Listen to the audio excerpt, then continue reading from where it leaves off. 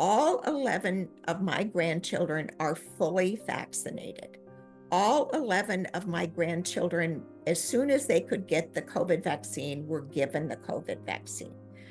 There is nothing more that I could give my children and grandchildren that would protect them disease better than clean water than vaccines. My granddaughter that has autism is 10. So when she was born, she was very hypotonic. Her muscles were very floppy, and she had a lot of difficulty feeding. So we knew that something didn't seem to be quite right. I'm an infectious disease specialist and have worked on vaccines for many years, but her maternal grandfather was very involved in genetics. So very, very shortly after she was born, whole exome sequencing was done, and it was found that she had a deletion of one of her chromosomes, a long arm of one of her chromosomes, a portion. I must say that was really reassuring in a way, because it told us that there was something genetic. It told us that there wasn't something that happened specifically, at the time of birth, anoxia or aspiration or infection or other kinds of things. So it told us very early on that she was a special child, and that we would need to deal with the issues that came up as she grew. I think that there are a number of issues that are really important for doctors and families to understand, and that is that the genetics that our genetics is very powerful. And I think as we begin to understand more about all kinds of diseases, we understand that a lot of our responses to infections or to various things are in many ways driven by our genetics. Let me give you an example. Early on in my career, I worked with wholesale pertussis vaccines that were very reactive, were associated with high fevers, 104, 105, and often were triggers of seizures. Because of that, we worked very hard to make a vaccine that was less reactive. But when we began to study the severe reactions, the severe seizures and neurologic reactions to the wholesale vaccine, we identified a group of children that had a genetic defect called Dravet syndrome that made them susceptible to the adverse events of the wholesale vaccine. So I think that we all need to think about what it is in our genetics that may set us up for diseases, for adverse events, or for risk factors.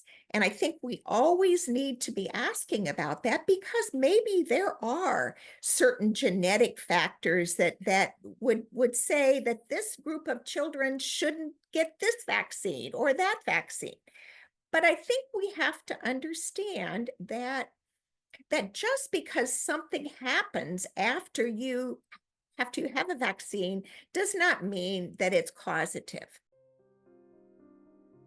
I want to know which children might have adverse events, but I want to make sure that those adverse events are something that is really causative and not simply temporally linked.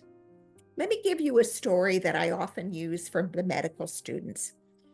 One of our pediatricians in practice, who is retired since, was wonderful. She would always answer every question that a mother or father had when they brought their children in for vaccines.